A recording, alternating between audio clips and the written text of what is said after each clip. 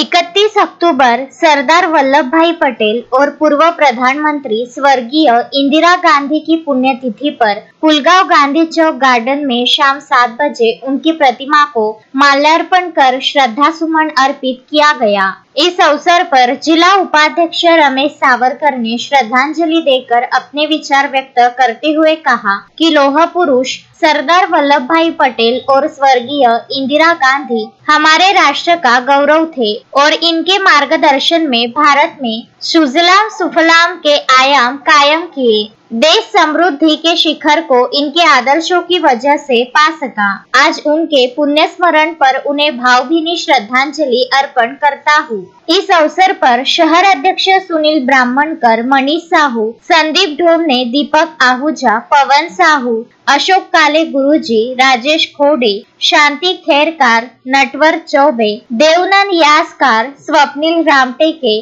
आदि अनेक मान्यवर उपस्थित थे। अश्विन शाह, विदर्भ न्यूज, पुलगांव। श्रद्धा फैमिली शॉपिंग में जाएंगे हम सभी, साड़ियों की नई डिजाइन देखो यहीं से लाएंगे।